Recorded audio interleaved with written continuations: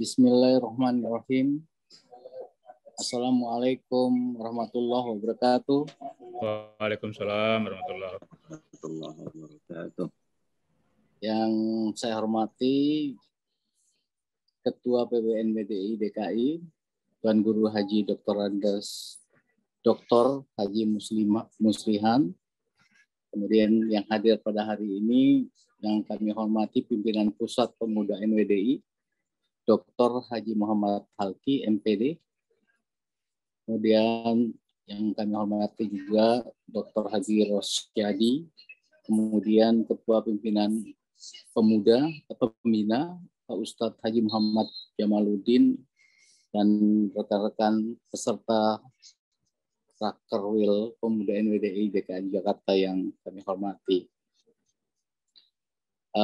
Pertama-tama, marilah kita panjatkan puji syukur kehadirat Allah Subhanahu wa Ta'ala, karena limpahan rahmatnya lah kita diberikan kekuatan, kesehatan, sehingga kita bisa melaksanakan kegiatan Rakerwil Pemuda NWDI DKI Jakarta ini dengan sehat, dalam keadaan sehat. Tadi saya mendengar dari pembukaan banyak di antara kita yang sakit. Marilah kita mendoakan agar saudara-saudara kita yang saat ini sedang sakit untuk diberikan kesembuhan oleh Allah Subhanahu wa Ta'ala. Hadirin rekan-rekan sekalian, pada malam hari ini saya izin memperkenalkan diri. Saya Brigjen Pol Hadi Gunawan, SH.SIK, saat ini menjabat selaku Sekretaris Deputi Koordinasi Keamanan dan Ketertiban Polhukam.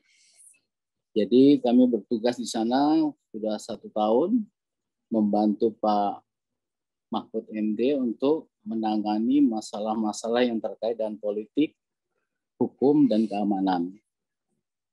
Tapi sebelumnya kami memperkenalkan diri. Saya izin lahir di Lombok Timur, Selong, kemudian SD 3 Selong, SMP 1 Selong, kemudian SMA 1 Selong, terus sempat kuliah di Universitas Mataram di Fakultas Pertanian, hanya 1 semester.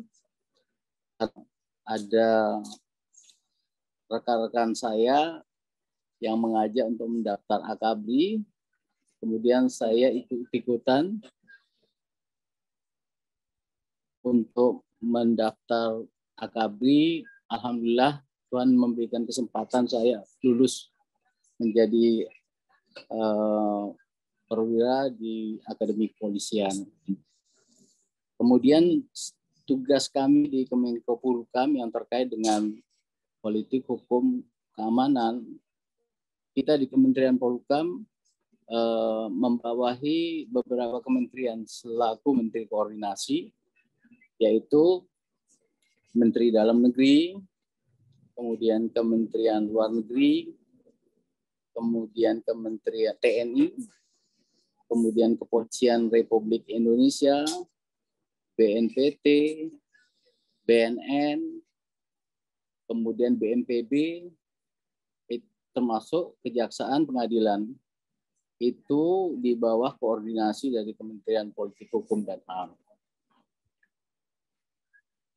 Kemudian pada kesempatan ini kami diberikan kesempatan untuk sedikit memberikan pandangan kepada rekan-rekan sekalian peserta Rakerwil bahwa keadaan negara kita saat ini sangat memprihatinkan karena pandemi COVID-19. Konsentrasi full Presiden beserta kementerian saat ini 50% lebih adalah terkait dengan penanganan COVID. Karena dengan adanya COVID ini banyak sekali keuangan negara yang terpakai dalam pertama untuk menangani yang sakit, kemudian kedua pemberian bantuan kepada masyarakat.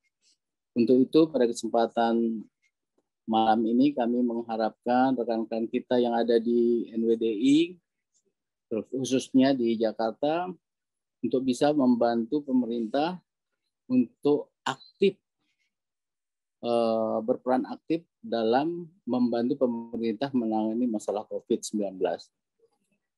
Saat ini Presiden menekankan untuk bisa direalisasikan vaksinasi sebanyak mungkin.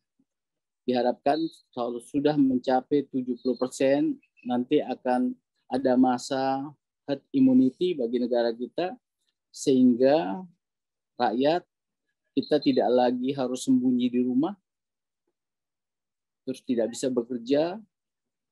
Kalau sudah mencapai 70%, diharapkan bahwa masyarakat Indonesia dapat berbisnis kembali, bekerja kembali, sholat dengan leluasa di masjid. Saat ini ditahan-tahan, itu juga menyakitkan hati. Tapi ini karena terpaksalah pemerintah melakukan hal itu. Nah, itu diharapkan nanti program jangka pendek, menengah, dan jangka panjang dari Hajar Rakerwil ini dapat juga kami menitipkan untuk masalah COVID ini juga dalam program dari Pemuda NWDI. Negara sudah banyak mengeluarkan uang di tahun 2020, 677 triliun.